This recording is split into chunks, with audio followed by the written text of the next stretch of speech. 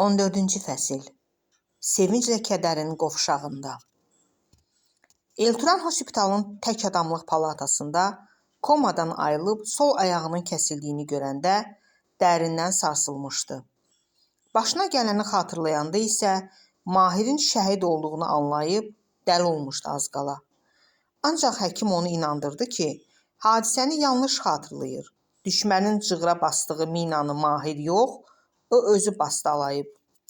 Bu inandırıcı idi. Çünki Elturan bir anın içində havaya uçaraq hansısa yoğun gövdəli ağaca necə çırpıldığını xatırlayırdı.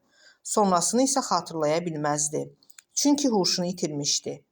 Partlayış zamanı dostu yaxınlıqdakı başqa bir cığırda idi və minanı basan Elturan olmuşdusa, onun ciddi xəsarət almadan qurtulmaq şansı vardı. Ertəsi gün pəncərədən içəri dolan qarışıq səsküyə ayıldı. Avtomobil siqnallarının səsi kəsilmirdi. İynəsini vurmaq üçün palataya gələn tibb bacısından bunun səbəbini soruşdu. Qız fərəhlə gülümsəyərək, "Ordumuz bugün Şuşanı alıb, cəmaət küçələrə tökülərək bunu bayram edir," dedi. Ona bir anlıq elə gəldi ki, ürəyi indicə sıçrayıb sinəsindən çıxacaq.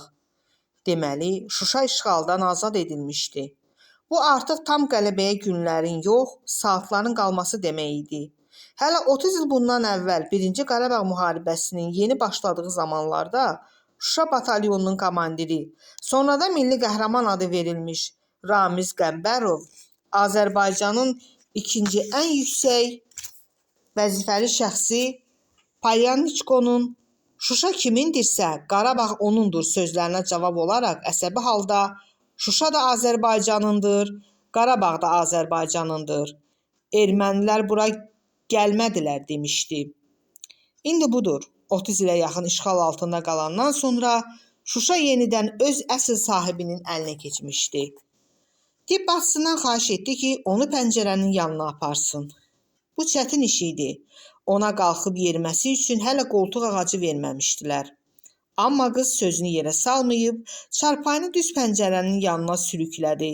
Qalxıb oturmasına yardım etdi. Buradan qarşıdakı küçənin bir hissəsi aydın görünürdü. Azərbaycan və qardaş Türkiyənin, eyni zamanda Pakistanın bayraqları ilə bəzənmiş avtomobillər siqnal verə-verə küçədə sürətlə hərəkət edirdilər. Bədənini qurşaqdan yuxarı maşının pəncərəsindən çıxaranlar, hətta maşının üstündə oturub bayraq yelləyənlər də vardı. Yol polisləri bu cür qayda pozan və sürət həddini aşanlara əsla mane olmurdular. Çünki özləri də hər şeyi unudub bayram edənlərə qoşulmuşdular. Pəncərədən çölə boylanan Elturan sevincindən hönkürtü çəkib ağlamağın nə demək olduğunu ömründə ilk dəfə bu anlarda bildi.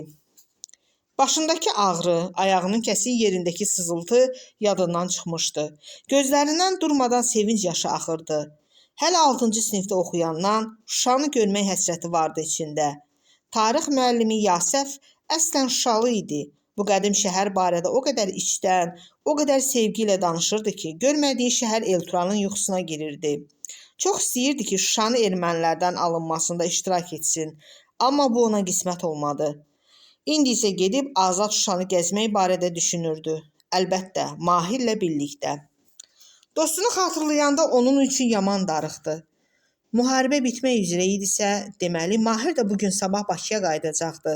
Mütləq onunla birlikdə Şuşaya gedəcəkdilər. O, Mahir, Aysun və Məryəm. 2 gün sonra Ermənistanın baş naziri Nikol Paşinyan məğlubiyyət sənədini imzaladı. Erməni tərəfi işğaldan azad olunmuş torpaqları boşaltmaq barədə öhdəlik götürdü və bununla müharibə bitdi. Ölkə prezidentinin istehza ilə dediyi "Nə oldu Paşinyan?" sözləri hər kəsin dilinə düşmüşdü. Elturan əzizlərinin hospitala gələrək onu əlil vəziyyətdə görməsini istəməzdi. Ona görə də həkimin israrına rəğmən ona telefon nömrəsi verməyə tərəddüd edirdi. Qələbədən bir gün sonra əzbər bildiyi 2 nömrədən birini nişanlısının nömrəsini verdi. O biri nömrə Mahirin idi. Zəng çatmırdı və lap çatsa da o yəqin hələ Bakıya qayıtmamışdı.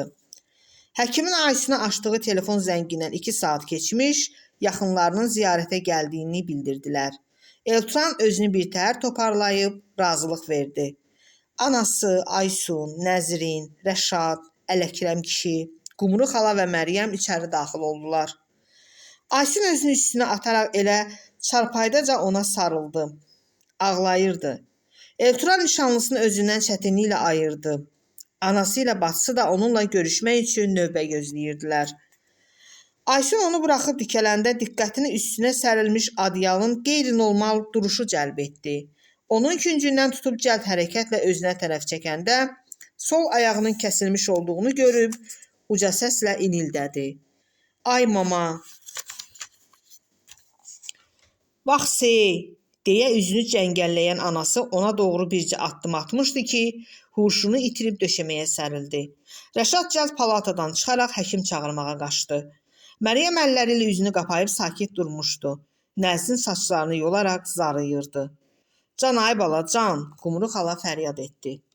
Ələkrəm kişi dinmətcə gəlib onun alnından öpdü və əlinin dalı ilə gözlərini silərək kənara çəkildi. Qəhər onu boğduğu üçün danışa bilmirdi. Dib bacıları xərəklə gəlib anasını apardılar. Çarpayının yan tərəfində dayanmış Aysun başını aşağı əyib bir əli ilə gözlərini qapamışdı. Yəqin ki, indicə gördüyü acınacaqlı mənzərəni ikinci dəfə görməkdən qorxurdu. Elturan bu durumda özünü yaman pis hiss etdi. Sakit olun, ölməmişəm dedi və kəkələməsi ilə əzizlərinin dərdini biraz da artırdı. Bacısı, sən danışa da bilmirsən deyib əli ilə ağzını qapamaqla heyrətini göstərdi. Şükür ay oğul, şükür ki sağsan, Qumru xala dilləndi. Mahirimi itirdim, bari sənə bir şey olmasın. Eşitdiklərindən dəhşətə gəldi. Mahirə nə olub? Bəs xəbərin yoxdur? Qumru xala heyrətlə soruşdu və ağlamamaq üçün dodaqlarını gəmirdi. Bədbəxt qardaşın 10 gündür qara torpağın altında yatır. Elturan hər iki əlini öz başına çırpdı. Allah! Çırpınıb ayağa qalxmağa çalışır, dəli kimi çığırırdı. Gənc bir həkimlə tibb bacısı tələsik gəlib hər kəsi palatadan çıxardılar. Elturan indi bütün qəzəbini onlara yönəltmişdi. Ölmək istəyirəm, qardaşımın yanına getmək istəyirəm, məni niyə xilas etdiniz? Sakit olun. Əllərini yuxarı qaldırmış gənc həkim asta addımlarla ona yaxınlaşmaq istəyirdi. Sakit ola bilmirəm. Bunu bağıraraq deyən Elturan çarpayının yanında stola əlini alaraq bütün gücü ilə oğlana tulladı. Cəld kənara atılaraq özünü qurtarmağa bacaran həkim tibb bacısına nəsə işarə etdi. Qız gəlib qoluna iynə vurmaq istəyəndə daha da çılğınlaşdı. Cəhənnəm olun, dərman istəmirəm, ölmək istəyirəm. Bura həkim girməsin.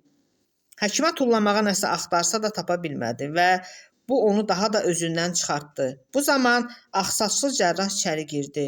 Gənc həkimlə köməkləşib çiyinlərindən çarpayıya basaraq əllərini tutdular. Qız qoluna sakitləşdirici iynə vurdu. Elturan, oğlum, bilirəm odun alovun içindən gəlmisən. Ağsaçlı həkim yumşaq səslə dilləndi. Orada çox pis şeylər görmüsən, amma artıq müharibə bitib. Bütün o gördüklərinin hamısını unutmağa çalış. Vurulan iynə Elturanın gücünü almaq üzrə idi. Çarəsiz baxışlarını həkimin üzünə dikib kövrək səslə "Unuda bilmirəm axı" dedi. "Çalış unudasan oğlum, çalış unudasan." Həkim ona biraz da yaxın gəldi.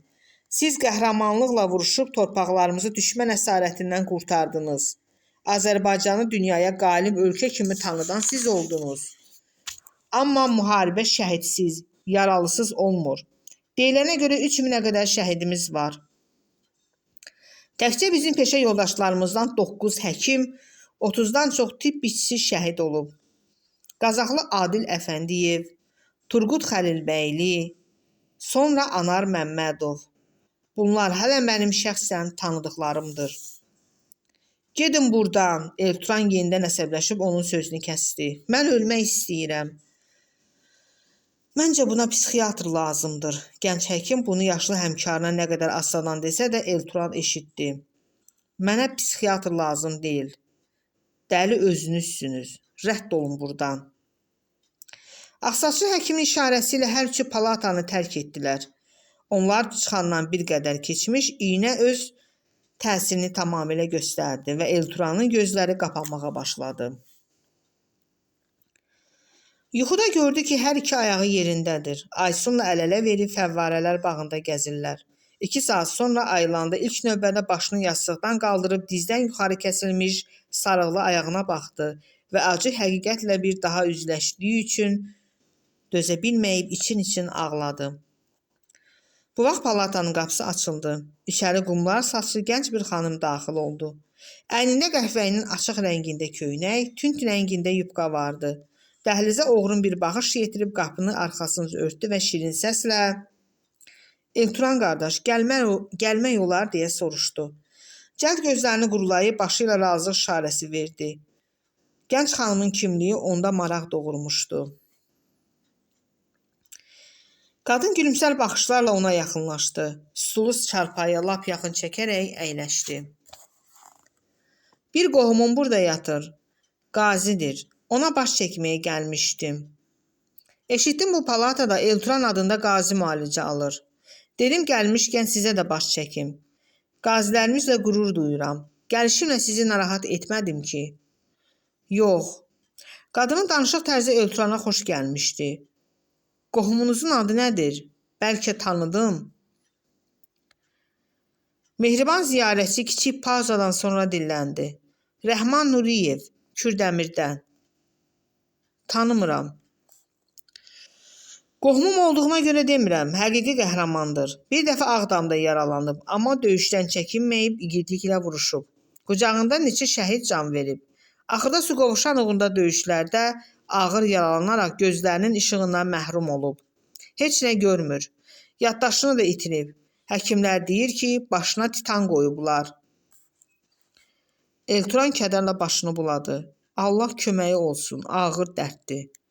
"Bəli," qadın köks ötürdü. "Görmə qabiliyyətini itirmək dəhşətli bir şeydir." "Hə, doğrudur." Tibb bacıları dəhlizdə danışırdılar ki, dostunuz şəhid olubmuş. Qəbri nurla dolsun. Sağ olun. Onun ruhu indi cənnətdədir. Elturana birdən elə gəldi ki, nədənsə ona doğma görünən bu gənc xanımla səmimi danışa bilər. "Kaş mən də şəhid olaydım. Belə yaşamaq istəmirəm," dedi və gözləri yenidən doldu. "Xahiş edirəm, belə danışmayın." Qadın onu əlindən tutub şəfqətlə sığalladı. "Siz qazisiz, qəhrəmansız. Xalq sizinlə qürur duyur. Özünüz də maşallah sağlam bədənli, boybuxunlu, yaraşıqlı oğlansınız. 1-2 ay ayağınıza protez taxacaqlar. Onunla yeriməyi öyrənəcəksiniz. Kənardan heç nə bilinməyəcək. Sizin yaxşı gücləriniz hələ qabaqdadır. Ailə quracaqsınız, istədiyiniz işdə çalışacaqsınız. Hər dəfə küçəyə çıxanda insanlar sizi hörmətlə salamlayacaq. Belə bədbin fikirlərdən uzaq olun. İnanın ki, mərhum dostunuzun ruhunu da kədərləndirərsiniz." Qadın beləcə yarım saatdan çox söhbət edərək sağollaşıb getdi. Elturan adını soruşmağa utandığı bu cazibədar xanımla ünsiyyətdən xeyli sonra sakitləşmişdi. İndi artıq ölmək barədə düşünmürdü. Yalnız 1 saat sonra öyrəndi ki, onunla söhbət edən xanım tanınmış psixiatr imiş. Onu şəhərdəki xəstəxanaların birindən məxsusi olaraq Elturanla seans aparmaq üçün çağırıblarmış. Bunu dərmanlarını gətirən tibb bacısı ağzından qaçırdı. Onda belə çıxırdı ki, barəsində danışdığı Qazi Rəhman o xanımın qohumu deyilmiş. Yəqin onunla da müalicə seansı aparıbmış və oradan tanıyırmış. Axşamüstü nişanlısı yenə ona baş çəkməyə gəldi. Bu dəfə tək idi. Kiçik çigun qazanda yarpaq dolması gətirmişdi. Bir də duza qoyulmuş xiyar və çörək. Deməyinə görə xörəyi özü bişirmişdi. Elturanın anası isə hospitalda keçirdiyi krizdən sonra evdə halsız yatırmış. Qız çarpayının baş tərəfini qaldırıb qazanı kiçik çarpayı masasının üstünə qoydu və stulda oturaraq onun yeməyinə tamaşa etməyə başladı.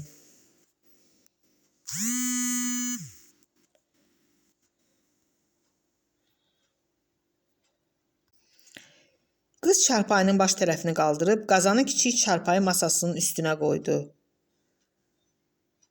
və stulda oturaraq onun yeməyinə tamaşa etməyə başladı. Elturan öz anasının bişirdiyi yarpaq dolmasını çox sevirdi. Bu da pis deyildi. Necə olmasa, sevgilisi öz əlləri ilə hazırlamışdı. İştaha ilə yeyirdi. Sağ qayıdıb gəldiyin üçün o qədər şükür edirəm. Onu diqqətlə süzən Aysun birdən dilləndi. Elturan əlindəki dolmanı ağzına qoyub kədərlə gülümsədi. Sağ qayıtmışam, amma yarımçığam. Necə olursan ol, fərq etməz. Mən sənin qəlbini sevmişəm. Yalnız qəlbimi? Elturan sevgilisinin yanında özünü çox rahat hiss edir, onunla söhbətdən zövq alırdı. Bir də boyunu, yaraşıqlı üzünü. Boyun həmin boydur, elə üzündə. 2 dənə kiçik çapıq var, onlar da tezliklə sağalıb gedəcək. Lap yaxşı olacaqsan, görərsən. Deyəsən Aysunla zarafat etməyə həvəsi gəlmişdi. Toyumuzda səninlə necə rəqs edəcəm? Lap yaxşı, qız gülümsədi. İstəsən bacararsan, ayağına protez qoydurarıq, gəzməyə də, rəqs etməyə də alışarsan. Bir hekayə oxumuşdum. Təyyarəçi müharibədə qəzaya düşür, hər iki ayağını itirir. Amma özünə söz verir ki, nə vaxtsa yenidən təyyarə sürəcək. Hər iki ayağında protez olur. Əvvəl qoltuq ağacı ilə gəzir, sonra tək əsaya keçir. Sonra onu da atır. Bütün ağrı acıya dözərək hər gün yorulub əldən düşənə kimi məşq edir. Axırda hamı kim normal gəzə bilir. Rəqs məşqlərinə başlayır və onu da bacarır. Təyyarə də sürür. Hə? Elturanın gözləri yol çəkdi. Kaş Mahirin də bir ayağı olmayaydı, amma özü sağ olaydı. Hə, Aysun başını təəssüf hissi ilə yırğaladı. Məryəm çox pisdir. Pis dedin qoydun, yazıq qızın tifağı dağılıb. Deyir ömrümün sonuna kimi nə birini sevəcək, nə də ailə quracaq. Onu bilmək olmaz, Allahın işidir. Yox, mən Məryəmi yaxşı tanıyıram, o tamam başqa qızdır. Bilirəm ki, dediyi kimi də edəcək. Bəs mən şəhid olsaydım? Elturan sualı verəndə sınayıcı baxışlarını qızın gözlərinə dikdi. Nişanlısını kifayət qədər tanıyırdı və bilirdi ki, cavabı da dürüst olacaq. Aysunun yanaqları qızardı. Soruşursan ki, başqasını sevərdinmi? Hə? Hə. Bilirsən Eliş, sən şəhid deyilsən, 50 də olsan, qayıdıb gəlmisən. Mən səni heç vaxt ata bilmərəm. Sən bu dünyada olduğun halda kimisə də sevə bilmərəm. Ancaq sən şəhid olsaydın, Məryəm barədə dediyim sözün üstündəyəm. O həqiqətən başqa qızdır. Təkcə zahirən yox, daxilən də qapalıdır. Təkliyi sevir. Necə olur ki, Mahirə belə bağlanıb? Şəxsən mənə qəribə gəlir. İçindəki olan qalan bütün sevgisini Mahirə verir və inanıram ki, bir də kimisə sevə bilməz. Özündən danış. Elturan narahat halda dilləndi.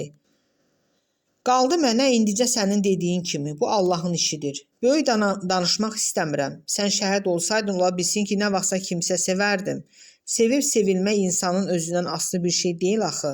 Amma onu da bil ki, eyni zamanda sənin xatirəni qəlbimizin ən dərin guşəsində ömrümün sonuna kimi əziz saxlayardım. Aysun bunu deyib birdən şıltaq bir ada ilə səsini qaldırdı. Eliş, sən ölməmsən axı. Niyə bu söhbəti ortaya atıb məni çətinə salırsan? Palatanın qapısı döyülüb açıldı və Yasəf müəllimlə qızı içəri daxil oldular.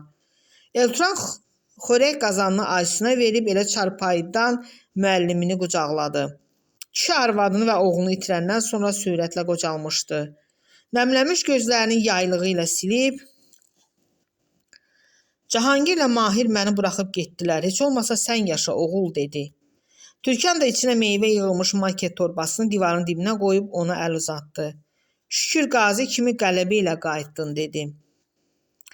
Elturan hər ikisinə başını tərpətməklə münasibət bildirdi. Nədənsə istəmirdi nitqindəki qüsuru bilsinlər.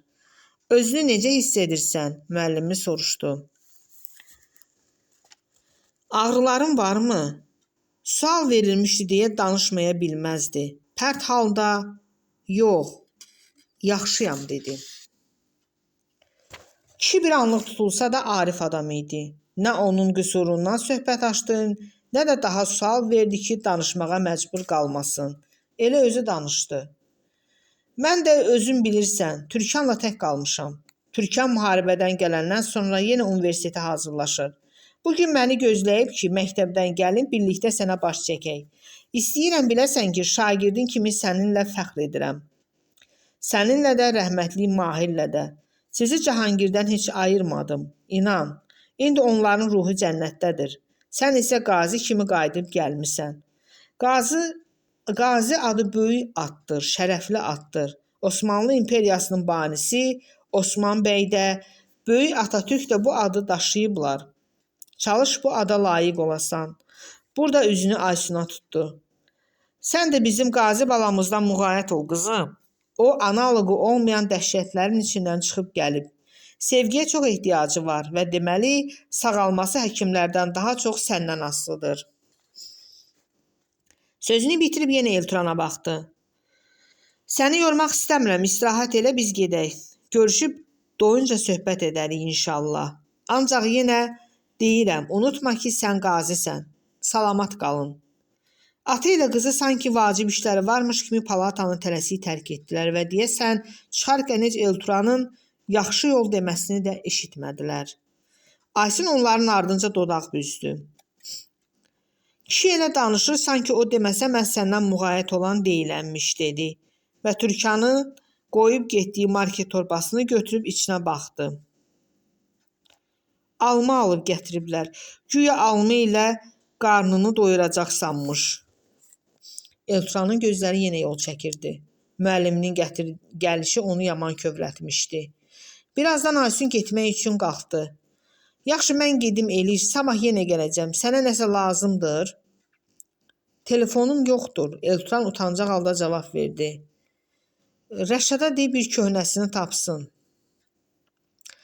Mən alıb gətirərəm, narahat olma. Qız dərhal dilləndi. Sonra nə lazımdır? Sağlığın. Onda salamat qal, hələlik, sabaha qədər. Aysun ona tərəf əyilərək hər iki yanağından öpdü və dönüb palatanın qapısına doğru getdi. Elturan komadan ayrılandan sonra ilk dəfə idi ki, ürəkdən gülümsəyirdi. Amma sonra birdən-birə tutuldu. Hardansa gəlib içini saran ümidsizlik təlaşı üzündəki təbəssümü silib aparmışdı. Aysunun sevgisi barədə düşünürdü. Nişanlısı gözəl qız idi, cazibədar idi. Beyin dumanlandıran xumar baxışları, şirin təbəssümü vardı. Həmişə istifadə etdiyi yasəmən qoxulu ətir onun gözəlliyini tamamlayıb əlçatmaz bir varlığa çevirirdi. Bütün bunlara baxmayaraq Elturan onu başqa oğlanlara o qədər də qısqanmazdı. Bunun bir səbəbi özünə inamı ilə bağlı idi. Anlayırdı ki, istər yaraşıqda, boy-buxunda, istər mədəni davranışında, bilik və dünya görünüşündə, qeyrət namusunda, vətənə bağlılığında Aysunun ətrafında olan və ya ola biləcək qeyri-oğlanlardan əskik deyil. Digər səbəb isə Aysunun ona olan təmənnası sevgisi idi. Bilirdi ki, qız onu həqiqi məhəbbətlə sevir və başqa birində əsla gözü ola bilməz. Amma bütün bunların müharibəyə qədər belə idi. Bəs indi? Aysun bir ayağı olmayan, danışanda kəkələyən, üstəlik əsəb sistemi pozulmuş birini yenə əvvəlki kimi sevirdimi? Yəni sevə bilərdimi? Bu bədbin düşüncələri Elturanın qəlbini ağrıtdı və ilk dəfə dərindən hiss etdi ki, Aysunu itirməkdən qorxur. 15-ci fəsil. Qazi Elturanın evinə dönüşü. Dekabr ayının ortalarında Elturanın hospitaldakı müalicəsi bitdi. Amma aldığı kəlləbeyin travmasına görə hələ uzun müddət ev şəraitində müalicə alacaqdı. Dilindəki qüsur da olduğu kimi qalmışdı. Travma səbəbindən əhəmiyyətsiz bir şeyə görə əsəbləşib özündən çıxmağı vardı. Belə hallarda bəzən dili tamam tutulur, fikrini çatdıra bilmədiyi üçün qəzəbindən hər şeyi qırıb dağıtmaq istəyirdi. İxtiyar kişinin maşınında hospitaldan evə gəlirdilər. Rəşad qabaqda atasının yanında oturmuşdu. Arxa oturacaqda Aysunla yanaşı əyləşən Elturan maşının pəncərəsindən şəhərin küçələrinə və binalara acgözlü ilə tamaşa edirdi. Danışmağa həvəsi olmadığından avtomobilin salonunda susqunluq hökm sürürdü. Məhəlləyə yaxınlaşanda ixtiyar kişi bu susqunluğu pozdu. Sən o evin pləkanlarını necə qalxıb düşəcəksən ay bala, deyə təəssüf bildirən səslə ona müraciət etdi. Dinmədi. Kişi haqlı idi. Dar pilləli taxla pləkanla həyətə düşüb çıxması problem olacaqdı. Əvəzində Rəşad cavab verdi. Doğru deyirsən, pilləkən məsələsi Elturan üçün çox çətin olacaq. Nəsə fikirləşmək lazımdır. Bilirsən, mən nə düşünürəm? İxtiyar kişi diqqəti yolda olduğu halda dilləndi. Onsuz da o evdə kirayədə qalırsınız. Ya Zara ilə, ya da hicablı qızla evi dəyişəsiz. Məncə başqa çarə yoxdur. Qaldıqları ev vaxtilə Elturanın atasının idi. Atabala satın alaraq onların özlərinə kirayə vermişdi. Həm də onların otaqları Zara ginikinə nisbətən daha geniş və işıqlı idi. Evi dəyişməyə anası razı olmazdı. Gələcək qaynatasının ondan cavab gözlədiyini görüb, hələ baxarıq dedi. Maşın gəlib düz həyət qapısının qarşısında dayanmışdı. Anası ilə Nəzrin burada onu gözləyirdilər. Rəşad Cald yerə enərək arxa qapını açdı. Əvvəlcə Aysundan qoltuğun ağaclarını alıb saxlaması üçün Nəzrinə uzatdı. Sonra bacısı ilə birlikdə Elturanın çıxmasına yardım etdi. Evinə xoş gəlmişsən, oğul. Anası qoltuq ağaclarına söykənib durmuş Elturanı ehtiyatla qucaqlayıb üzündən öpdü. Elturan Rəşadın köməyi ilə qabağa düşüb 2 ay yarım əvvəl qoyub getdiyi həyətə daxil oldu. Həyət sakinləri onu burada gözləyirdilər. Əhməd Əyilməz onu görən kimi əl çaldı. Məhəlləmizin qəhrəman oğlu evinə qələbə ilə qayıdıb. Maşallah olsun. Şükür, şükür, ərinin sözünə qüvvət verən Pakizə Elturanın üstünə yeridi. Gəl xalan səni öpsün, deyib başını 2 əli ilə tutub aşağı çəkərək yanaqlarından öpdü. Məryəm utancaq halda, evinə xoş gəlmişsən, qardaş, dedi. Sevincini bildirmək istəsə də, səsindəki hüznü duymamaq mümkün değildi. Zara da yaxınlaşıb, Eliş kimi gedib Qazi Elturan kimi qayıtdın, deyərək üzündən öpdü. Ondan nəsə xoşa gəlməz xörək qoxusu gəlirdi. Görüşmək növbəsi Zarikə çatanda, o da gəlib Elturanın hər iki yanağından öpdü. Amma bunu öpmək yox, yalamaq demək olardı. Sonra bir addım geri çəkilib başını təəssüflə yırğalayaraq arvad kimi vaysındı. Sənin kimi igid oğlu bu halda görmək məni çox üzdü. Eliş, ürəyim parçalandı. Onun sözləri Elturana heç xoş gəlmədi. Nə olub halıma? Deyə narazılıqla dilləndi. Kəkələdiyini görən Zarik heyrətindən əli ilə ağzını qapadı.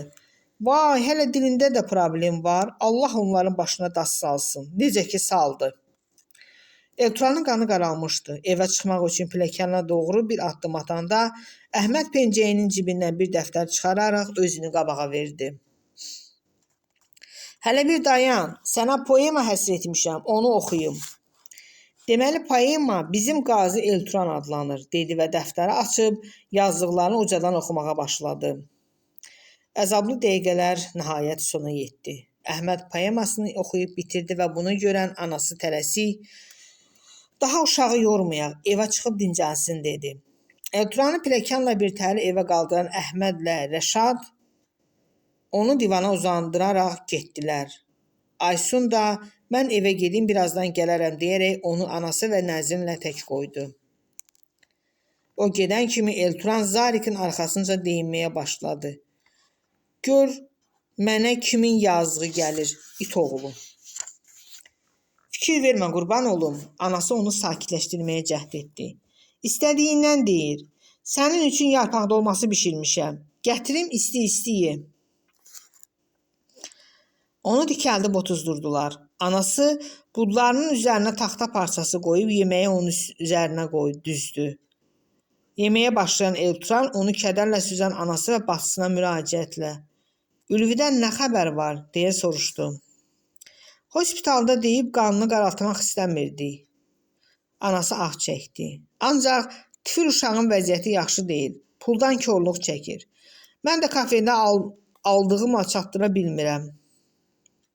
Hələ bir dəfə Allah köməyi olsun, Rəşad pul göndərib ona. Sən yenə kafeyə gedirsən? Nə edim ay bala? Sən müharibəyə gedəndən sonra çarəsiz qalıb işimə qayıtdım. Çörək yeməliyik ya yox? Elturanın iştahı tamam küsmüşdü. Bacısına işarə etdi ki, qarşıdakılarını götürsün. Bir qədər düşünüb özünü ələ alaraq Biraz dözsün, dedi. İşimə qayıdan kimi pul göndərəcəm. Nəzrin ümidsizlik ifadə edən səslə, sən bundan sonra şirkətdə necə işləyə bilərsən, dedi və tez də əlavə etdi. Ayağına görə deyirəm. Şirkətə başım lazımdır, ayağım yox. Tək elə olsun, qəbul eləsinlər. Bacısı kədərlə ah çəkdi. Qanı qaralmış Elturan daha danışmaq istəmirdi. Yenidən divana uzanıb telefonunu cibindən çıxardı. Aysun nisbətən ucuz qiymətli bu telefonu hədiyyə edəndən sonra hospitalda başını qatmaqla məşğuliyyət tapmışdı. Əsasən də Google-a girib döyüş yoldaşlarını axtarır, tanıdığı və tanımadığı bütün şəhidlərlə maraqlanırdı. Yenə həmin uyğulamaya daxil olub, şəhid sözünü yazdı və qarşısına çıxan ilk məqalələri oxumağa başladı. Rüfət Əhmədzadə. Bütün qəlbi xeyirxahlıqla yoğrulmuş bu gənc 2001-ci ildə Sumqayıt şəhərində doğulub. Ən böyük arzusu fotoqraf olmaq imiş. 2019-cu ildə hərbi xidmətə gedib. O hərbi xidmətdə olarkən atası vəfat edir. Bunu axıra kimi ondan gizlədirlər. Müharibə başlayanda döyüşlərə qatılan Rüfət qəhrəmanlıqla vuruşaraq şəhid olur. Mayor Vüsal Vəliyev Naxçıvanın Şəri rayonundandır. Həmlə batalyonunun komandiri olub. Yaralı yoldaşlarını 7 kilometr çiynində daşıyan qeyrətli bir igid idi. 9 noyabrda Şuşada şəhid olub. Nişanlı idi. Elgin Quliyev universitetin tarix fakültəsini bitirib. Müharibəyə gedəndə yaxınlarına tarix müəllimi işləyə bilmədik. Bəlkə tarix yazdıq deyibmiş. Şuşa döyüşlərində ağır yaralanıb. Yaralarını sarmaq istəyən həkimə sən yüngül yaralılarla məşğul ol, mən artıq zirvəyə qalxıram deyərək bir neçə dəqiqə sonra şəhid olub. Polkovnik Leytenant Orxan Əkbərov Vətən müharibəsi qəhrəmanı Saatlı rayonunda doğulub. Döyüşlərdə böyük rəşadət göstərib və Füzuli rayonunda şəhid olub. Xatırlamağa çalışdı və yadına düşdü ki, müharibədə olarkən bu igid zabit barədə eşitmişdi. Məlumatı beynində həkk etməyə çalışdı. Başqa bir Orxan onun gözlərinin önündə şəhid olmuşdu. Orxan Cəfərli. Hələ biri də vardı, onun barəsində mahir danışmışdı. Qorxmaz leytenant ləqəbli Orxan Nəbiyev. Elturanın bildiyinə görə o sağ idi, şəhid olmamışdı. Növbəti şəhid barədə onun məqalələrini oxumağa başlasa da, işindən tez ayrılmalı oldu. Aysun gəlmişdi. Qızın əynində cins şalvar və qalın jaket vardı. Üşüdüyü üçün qollarını sinəsinə sıxmışdı. Ev sahibəsinin təklifi ilə stolda oturub Elturandan necəsən, dincələ bildin deyə soruşdu. Gülümsəyərək başını tərpətdi. Nişanlısının gəlişi ilə əhvalı qaydasına düşmüşdü. Sonra Aysun işlədiyi klinikadan söhbət açdı. Onun söhbətinə hərdən gələcək qaynanası və baldızı qoşulurdu. Elturan isə nişanlısını gülümsər baxışlarla süzünüb, yalnız hərdən başını tərpədirdi. Bir saat sonra Elturan tualetə getməyə ehtiyac hiss etdi və bu zaman təəssüf hissi ilə anladı ki, bu iş onun üçün heç asan olmayacaq. Həyətdəki tualetə yerdən unitaz qoyulmuşdu. Bu isə işini daha da çətinləşdirirdi. Yenə oturmalı çanaqlardan olsa dərd yarı idi. Aysundan utandığı üçün çıxıb getməsini gözlədi ki, həyətə enmək istədiyini anasına desin. Əlbəttə bu gözəl qız onun həyat yoldaşı olacaqdı. Eyni evdə yaşayıb, eyni yataqda yatıb bir-birlərinə hər şeyinə alışacaqdılar. Elturan anasına belə deyə bilmədiyi sirlərini utanmadan onunla bölüşəcəkdi. Amma ürəkdən vurulduğu, coşqun məhəbbətlə sevdiyi Aysun hələ ki onun nişanlısı idi və Elturanın bu məsələdə ondan utanması təbii sayıla bilərdi. Əslinə qalsa elə anasından da utanırdı, amma necə olmasa o doğma anası idi. Onu 9 ay qarnında gəzdirmişdi. Doğmuşdu, körpəliyində illərlə altını təmizləmişdi. Hospitalda bu ehtiyacın tibb bacılarının nəzarəti altında elə palatada ödəyirdi. İlk günlər həmin gənc qızlardan da utanıb xəcalət çəkirdi, amma sonra bu məsələyə başqa nəzərlərlə baxmağa başladı. Düşündü ki, bu onların işidir, alışıblar. Həm də buradan çıxandan sonra onları bir daha görməyəcək. Nəhayət qız ayağa qalxıb sağollaşaraq çıxdı və Elturan anasına dedi ki, tualetə getmək istəyir. Anası duruxdu. Qurbanın olum, pilləkənlə necə inəcəksən? Qab qoyum elə burada işini gör. Yox, nə danışırsan? Olmaz elə şey. Vallah düz deyirəm. Mən ananam, bu da bacın. Bizim nəyimizdən utanırsan? Elturan əsəbləşdi. Dedim ki, yox. Qoltuq ağacları ilə pilləkəndən enəndə anasının onu tutmasına icazə vermədi. Amma qadın hər ehtimala qarşı ondan bir pillə aşağı enirdi ki, yıxılarsa köməyinə yetişsin. Tualetə tək girməkdə də israr etdi. Anası onunla razılaşdı. Heç olmasa içəridən cəftəni vurmamasını tapşırdı. Pakizənin qızı Esmirə pəncərənin önündə durub onlara maraqla tamaşa edirdi. Bu Elturanın əsəbinə toxunduğu üçün özünü saxlaya bilməyib qıza acıqlandı. Nə baxırsan? Teatr göstərirlər burada. Esmirə onun sözlərindən forslandı. Öz pəncərəmizdən baxıram, yaxşı eləyirəm. Sənə nə var? Səbrini basıb sustu.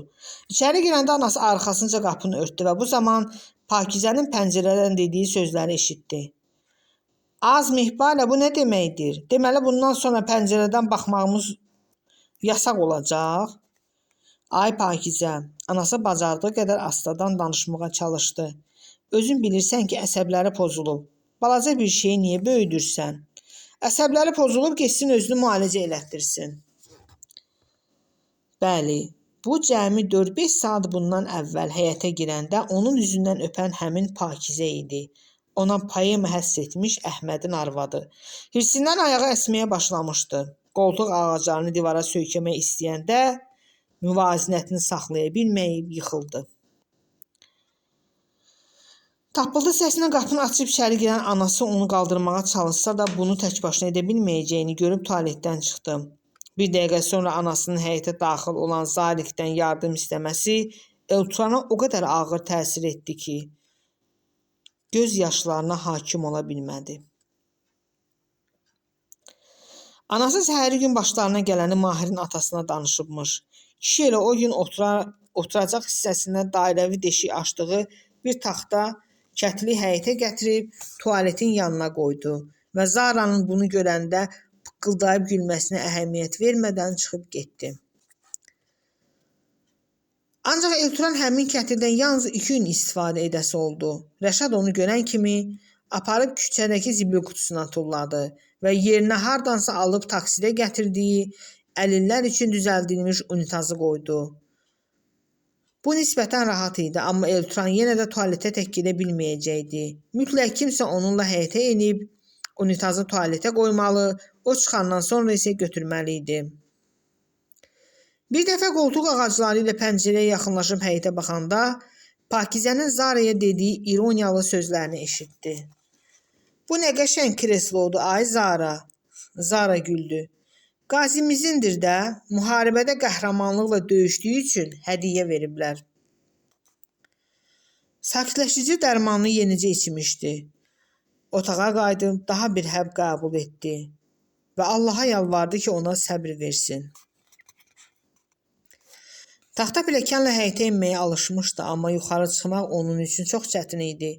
Bir dəfə anası işdə, bacısı məktəbdə olanda qoltuq ağacları ilə aşağı enib tualetə getdi. Geri qaydanda 2 pilləkəni zülmlə qalxdı, 3-cü pillədə isə özünü saxlaya bilməyib arxası üstə yıxıldı.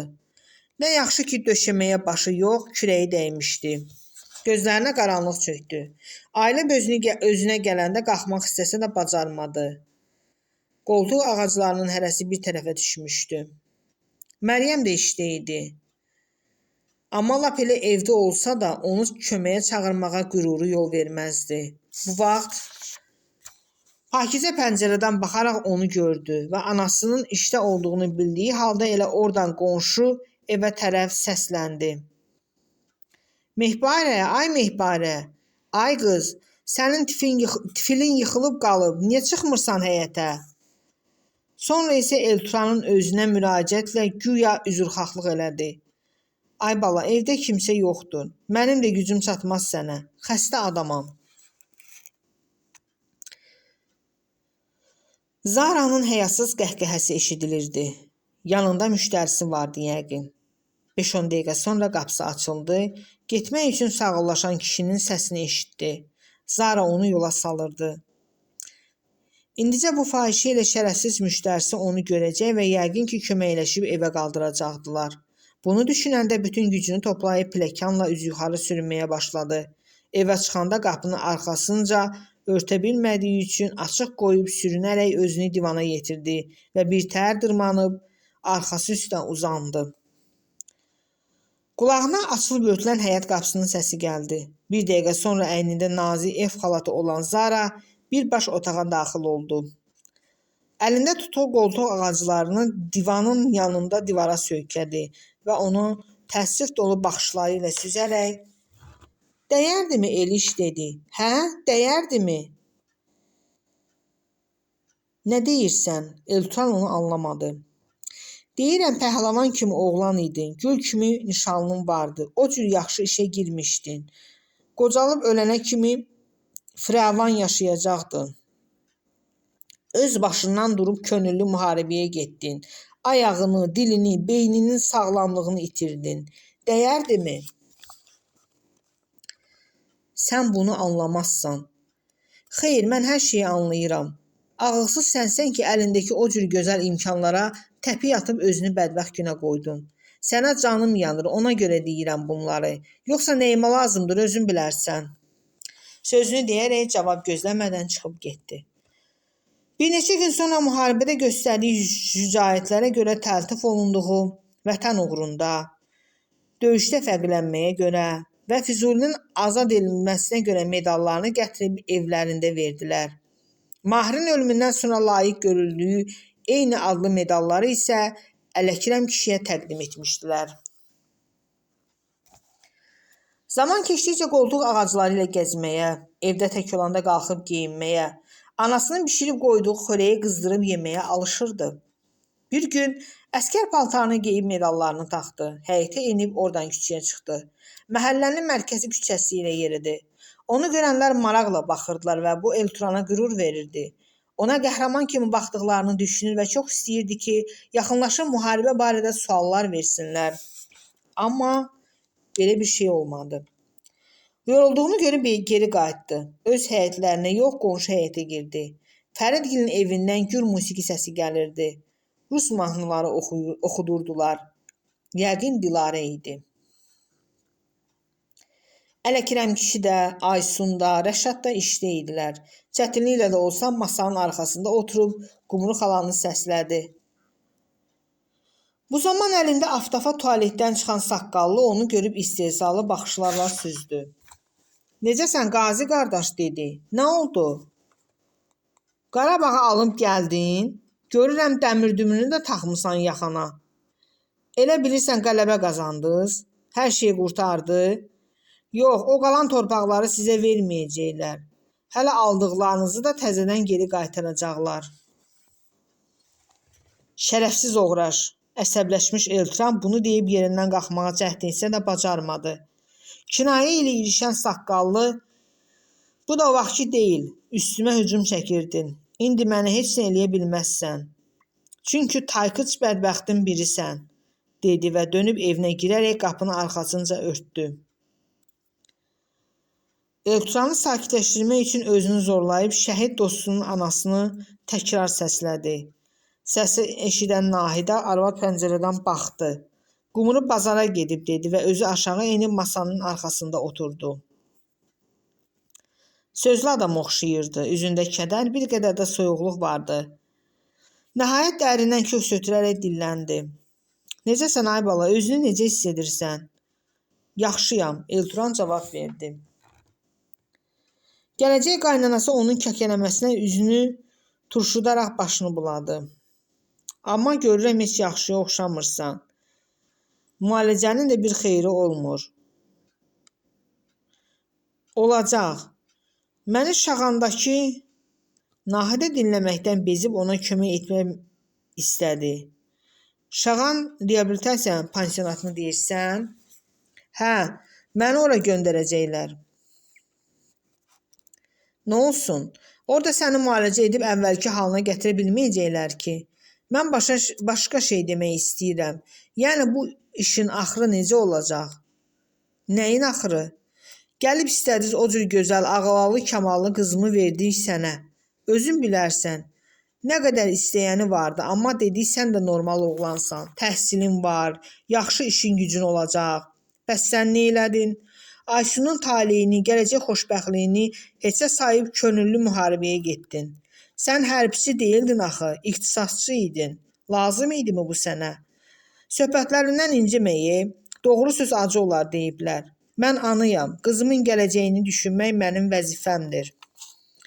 Elturanın halı pisləşdi. Özünü birtəhər toparlayaraq, biz bir-birimizi sevirik sözlərini güclə deyə bildi. Qadın yenə üzünü turşutdu. Əşi sevməklə bütün işlər düzəlmir. Ailə başqa şeydir. Qızım sənə qoşulub gəzintilərə gedə bilməyəcəksə, həyatda və çətin ev işlərində sənə arxalana bilməyəcəksə, bu necə ailə olacaq? Sən onu qoruyacaqsan, yoxsa o səni? Evinizi kim dolandıracaq? Alacağın pensiya ilə saxlayacaqsan Aysunu? Şirkətdəki işimə qayıdacağam. Yenə də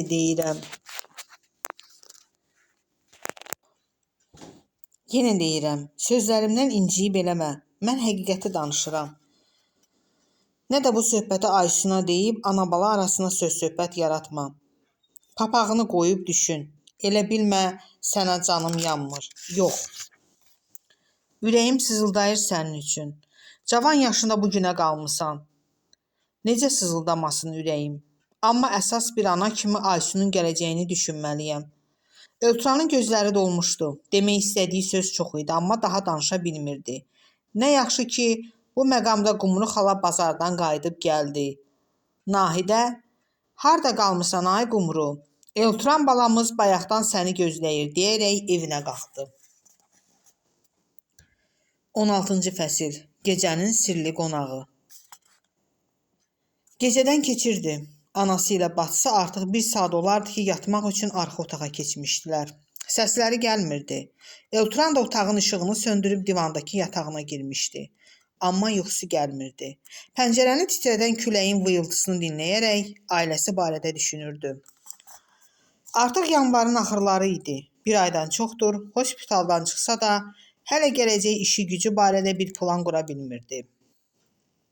Eşitdiyinə görə şirkətdə işdən çıxarılmışdı. Amma mütləq ora gedib şirkət sahibi ilə danışmalıydı. Axı bu halda da onlar üçün faydalı ola bilərdi. Peşəsini sevirdi. Universiteti əla qiymətlərlə bitirmişdi. Ondan belə asanlıqla vaz keçə bilməzdilər. Anasına yazığı gəlirdi. Səhər alaqaranlıqdan durub, onun üçün çay çörək hazırlayaraq kafeyə yollanır. Bir də axşam gəlirdi. Ondan sonra da evin işi, gücü. Nəzin ev işlərində anasına kifayət qədər yardımcı ola bilmirdi. Xəstə idi və bunu son günlər çox tez-tez dilə gətirib xatırlamağa başlamışdı. Elə bu gün aralarında kiçik mübahisə oldu. Necə oldusa Elturan dedi ki, özünə yaxşı baxsın, xəstəliyini unutmasın. Bu zaman Nəzin ağlı kəsəndən ilk dəfə onun üstünə çımxırdı. Heç olmasa sən sus danışma, dedi. Mənim yaşamağımı istəsəydin, müharibəyə getməzdin. Mən vətən üçün getdim. Elturan əsəbləşdi. Birazdan 16 yaşı tamam olacaq bacısının bunu anlamaması onu heyrətləndirirdi. Vətəni öz doğma bacısından artıq istədiyini bilmirdim. Darıxma, 4-5 aya ölərəm, ondan sonra vətəninə daha çox bağlanarsan. Allah eləməsin. Eləyəcək. Qız birdən dəli kimi çığırdı. Mən öləcəm. Çünki atam yoxdur. Güvəndiyim qardaşım da mənə arxa çıxmadı. Nə mənə, nə Ülviyə. Yazıq Ülvi uzaq yerdə ondan bundan borc almaqla dolandırır özünü. Nəzin bunu deyib ağladı və Elturan nə qədər əsəbi olsa da başa düşdü ki, qızın üstünə getmək lazım deyil. Əslində bacısını qınamırdı. O da özünə görə haqlı idi. Gənclik dövrünə yeni qədəm qoymuşdu. Yaşamaq, bütün başqa qızlar kimi geyinib keçinmək, deyib gülmək, şənlənmək istəyirdi. Ancaq içində yatan amansız xəstəliyi oyanıb onu həyatdan qoparmasına az qalmışdı. Bir sözlə Elturanın dərdi başından aşırdı. Bir deyildi, iki deyildi. Nə yaxşı ki, yenə həyatında Aysun vardı. Gözəl göyçək, şirin dilli nişanlısı. Bu qız sanki ona görə həyata girmişdi ki, Elturana hər gün həyatın gözəlliyini xatırlatsın. Bəli, həyat çox gözəl idi, amma Aysunla gözəl idi. Onsuz bir qara qəpiyə dəyməzdi. Lakin bu qız son vaxtlar, yəni Elturan komadan ayılıb ikinci həyatına qədəm qoyandan sonra ona yaşamaq həvəsi bəxş etməklə yanaşı əzab da verirdi. Şübhə əzabı, sevgilisini itirmək qorxusunun əzabı. Bunu Aysun özü mü edirdi? Əsla yox. Aysun elə əvvəlki Aysun idi. Hətta indi ona qarşı daha mehriban, daha şəfqətli və qayğıkeş olmuşdu. Qısqanclıq təbii ki, sevgi ilə bağlı bir hissdir. Sevməyən qısqanmaz. Amma kişi sevdiyi qadını başqalarına qısqanırsa, bunun yalnız sevgiyə bağlamaq da düzgün deyil. Qısqanan kişi də lap elə qadın da istər bunu etiraf etsin, istər etməsin. Mütləq özünə inamsızlıq əlaməti olur. Belə şəxs sevgilisini qısqandığı adamda nələrsə özündən üstün hesab edir ki, onu rəqib kimi görür. Bu Elturanda da belə idi. Çəkdiyi qısqanclıq əzabının səbəbi daha çox özündən, içindəki şübhə dolu fikirlərindən qaynaqlanırdı. Bəzən ona elə gəlirdi ki, bu durumu ilə Aysun kimi içində həyat eşqi qaynayan, gözəl, çoxlarının gözündə əlçatmaz olan bir qıza layiq deyil. Bu zaman özünü xəyalən nişanlısı ilə yanaşı qoyur və qıza yazığı gəlirdi. Elə bu düşüncələri ilə də onu aşırı qısqanc birinə çevirmişdi. Nədənsə inana bilmirdi ki, Aysun ona axıra kimi sadiq olacaq. Onun fikrincə, qarşısına çıxıb sevgilisini bildirən hansısa oğlanla Elturanın müqayisə etməsi kifayət idi ki, ondan soyusun. Əlbəttə, bu fikirlər beyninə hərdən bir gəlirdi və çalışırdı ki, qara şübhələri özündən uzaqlaşdırsın. Çünki çox sevdiyi bu qızdan ayrılmağı, onu başqasına verməyi heç istəmirdi. Aysunsuz yaşaya bilməzdi. Çöldə külək biraz da şiddətlənmişdi. Pəncərələrə çırpılıb canavar ulamasına bənzəyən səslər çıxarırdı. Elturanın bu dəqiqə Siriyə getməyə ehtiyacı vardı. Ancaq hər dəfə bu işi üçün qoltuq ağacları ilə dar pləkanı düşüb qalxmaq əzab idi. Ona görə də çox vaxt özünü zorlayıb dözürdü. Bilirdi ki, bununla böyrəklərinə ağır zərbə vurur. Amma yenə də pləkanla enib qalxmaq əziyyətini xatırlayaraq vaxtı uzatmağa çalışırdı. Bugün Rəşadla birlikdə 2-ci Fəxri xiyabana gedib Mahirin məzarını ziyarət etmişdi. Dostu üçün boz mərmərdən qəbrüstə abidə qoymuşdular. Gülümsər şəkil başdaşından ona baxırdı. Məzarın üstünə gül qoydu.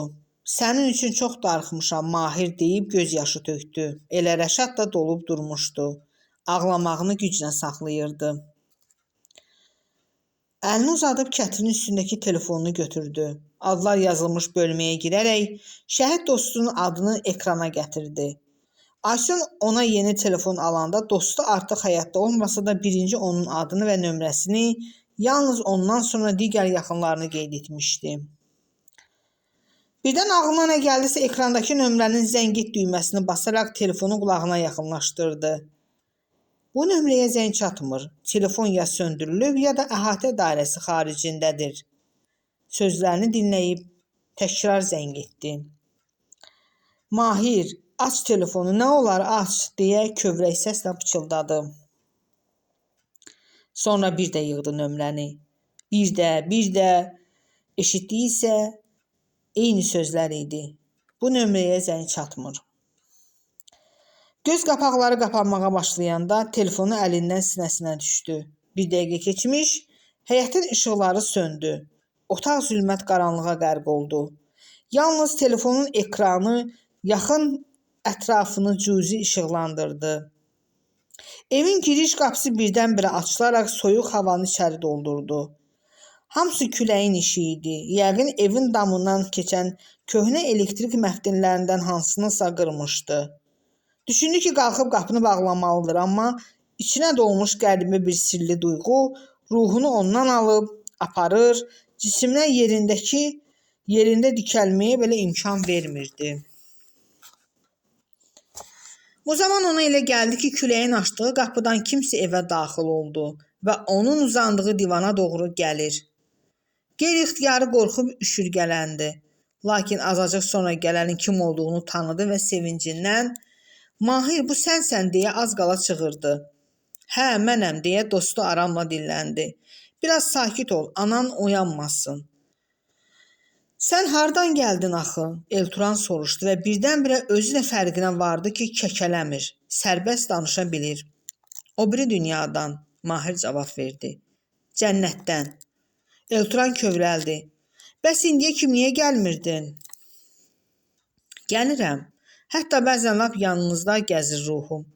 Sənin, anamın, atamın, Məryəmin.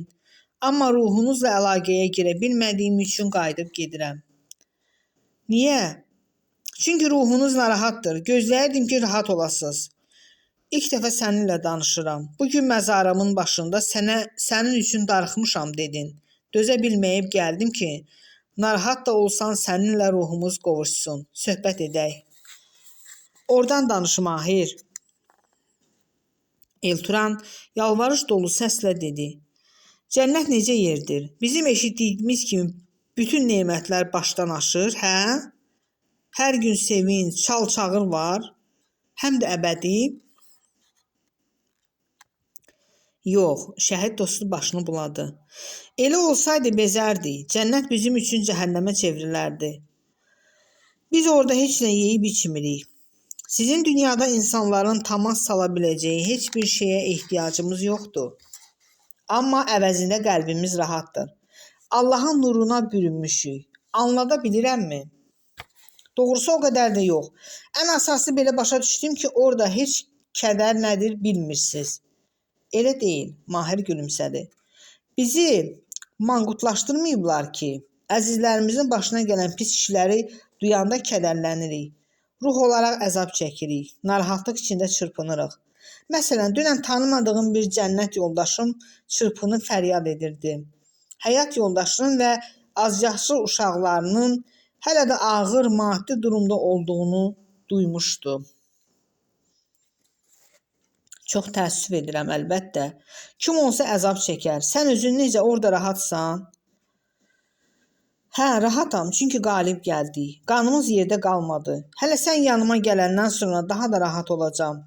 Bir şərtlə ki, Allah nə zaman məsləhət bilsə onda gələrsən. Vaxtsız və izinsiz gəlmə." "Sən burada olanlardan dərhal xəbər tutursunuz?" "Həmişə yox. Vacib bir şey olanda agah olur bizə. Bəzən dərhal, bəzən çox gec." "Mahir," Elturan kövrək səslə dinləndi. "Əgər mən qarşıma çıxan o minanı tapdasaydım, indi cənnətdə sənin yanında olacaqdım. Səndən oldu." Mahir yenə gülümsədi. "Onda bəlkə də mən sənin yerində olacaqdım. Qazi kimi. Mənim yerimdə kimsə olmasın, heç düşmənim də." "Belə danışma," Mahir narazılıqla dedi və birdən yadına nə düşdüsə tələsik söhbəti dəyişdi. "Bura bax Elturan, mən o nişan qoyduğum mina üçün çox narahatam. Onun yeri barədə hərbiçilərə məlumat vermisən?" "Yox, mütləq məlumat ver. Nə vaxtsa dinc əhalidən kiminsə ölümünə səbəb olmasın." "Yaxşı, onsuz da ermənilər işğal etdikləri torpaqların çox yerinə mina basdırıblar və indi müharibə bitəndən sonra o minaların düzülüş xəritəsini bizə vermək istəmirlər. Təsəvvür edirsən, bu necə alçaqlıqdır?" "Hə." Bir anlıq susub bir-birlərinə baxdılar. Sonra Elturan, "Mahir, cənnətdə şəhidlərimizdən kimləri görürsən?" deyə maraqla soruşdu. "Keçmişdən bu yana bütün şəhidlərimiz cənnətdədirlər. Tanıdıqlarım da var, tanımadıqlarım da. Birinci Qarabağ müharibəsinin qəhrəmanlarını görmək mənə maraqlı oldu. Allahverdi Bağırovu, Əliyar Əliyevi, Freyd Asifi, Ramiz Qəmbərovu, Şirin Mirzəyevi. Qələbəmizə elə sevinirdilər ki, Murov Qartalı Raquf Orucovu gördüm. Mahir bir neçə anlıq susub davam etdi. Heç bilirsən, daha kimi görürəm cənnətdə? Ömər Xalis Dəmiri bizim qələbəmizə uşaq kimi sevinir. Elturanı elə məraq bürümüşdü ki, səbr edə bilmirdi. Bəs Mübariz İbrahimov? Əlbəttə, onu da görürəm. Mübariz sizin dünyada qalsaydı, məndən 8 yaş böyük olardı. Burada isə 2 yaş kiçikdir. Çox zaman Cəllabaddan olan Fərid Əhmadovla Əhməd Abdullayevi onunla görürəm. Hə, bir də Füzuli adlı bir oğlan yanında olur həmişə. Elə xasiyyətcə də Mübarizə oxşayır. Yəqin Cəllabadlı Füzuli Həbibini deyirsən. Elturan tez dilləndi. Olduqca qeyrətli, mərd, igid oğlan imiş. Döyüşlər zamanı böyük şücaət göstərərək şəhid olub. O da hələ müharibədən əvvəl eynən Mübariz kimi valideynlərinə elə iş görəcəm ki, sizin başınızı uca edim deyirmiş. Ailəsindən xəbərsiz evdən çıxıb, yalnız yolda anasına zəng edərək deyib ki, müharibəyə gedir, haqqını halal etsin. Anası müharibəyə getməsinə etiraz etməyib, deyib ki, belə olmaz axı, getməyini deyərdin, səni doyunca bağrıma basardım. Quranın altından keçirərdim. Hə, Mahir köks ötürdü.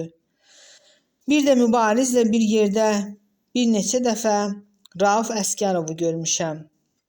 Gəncəli Hacı Rauf. Elturan dostunun sözünü kəsdi. Gənc iş adamı imiş.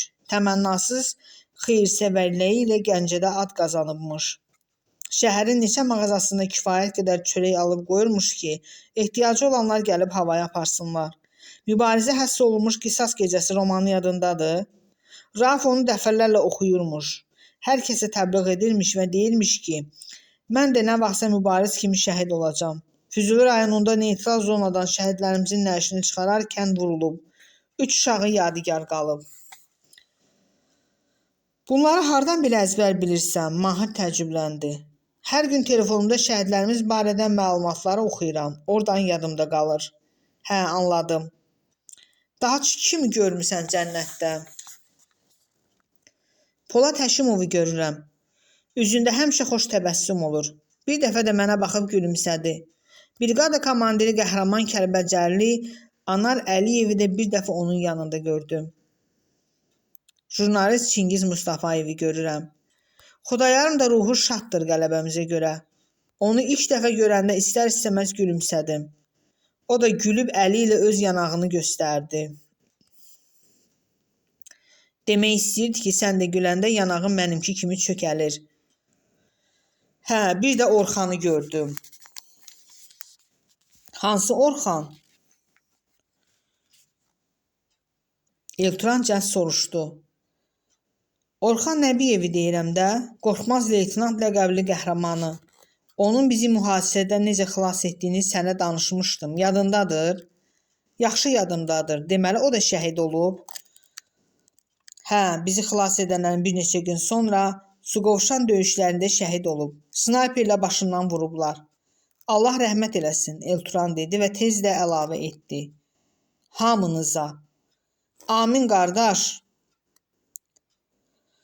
Arada yaranmış sükutdan yararlanaraq içindən keçəni dostuna bildirdi.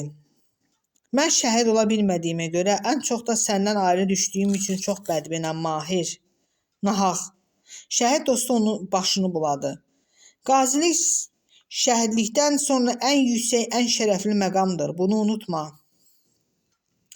Sizin biz şəhidlərdən fərqiniz yalnız bundadır ki, Allah sizi hələ də sizin dünyanızda sınaqlardan keçirmək istəyir.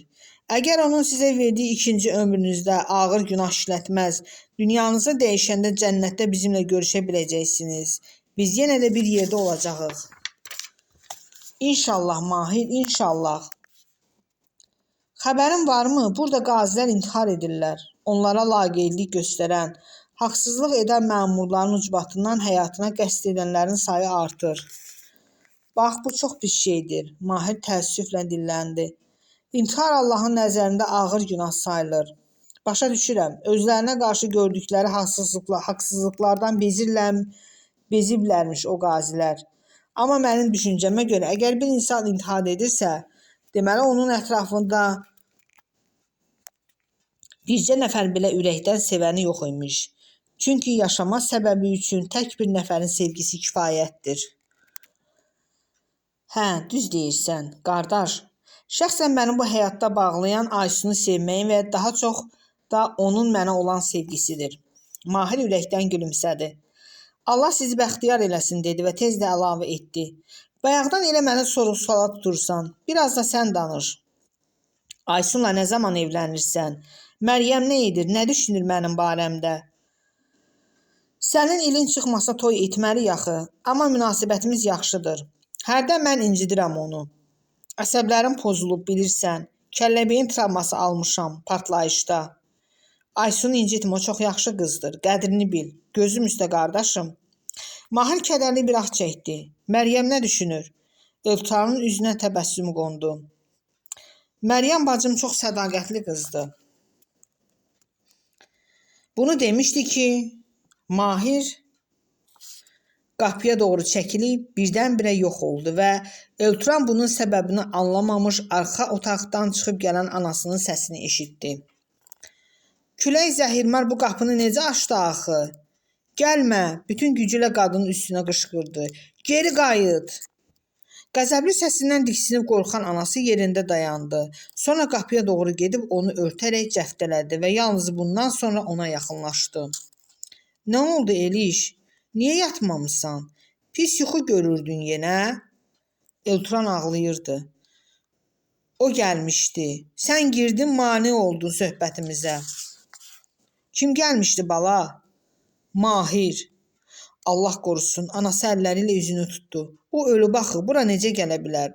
Ölməyib. Halı pisləşməyə başlayan Elturan az qala çığırdı. Sən gəldin, qorxub çıxdı. Niyə gəldin? Qurban olum, evə soyuq gəlirdi, dedim, qapıya baxım. Gəlməyəydin.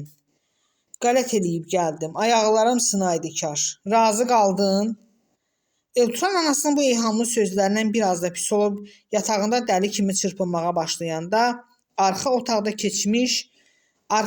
keçmiş anası öz-özünə deyinirdi. Allah öldürsün məni. Öldürsün ki, qurtarım bu dərddən, sərdən. Mən nə günah işlətmişdim, ay Allah, mənə bu bəlanı verdin.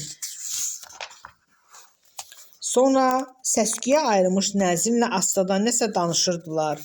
Deyəsən, kiməsə zəng edirdilər. Kimə olacaqdı? Yəqin ona sakitləşdirici iynə vurması üçün Aysunu çağırırdılar.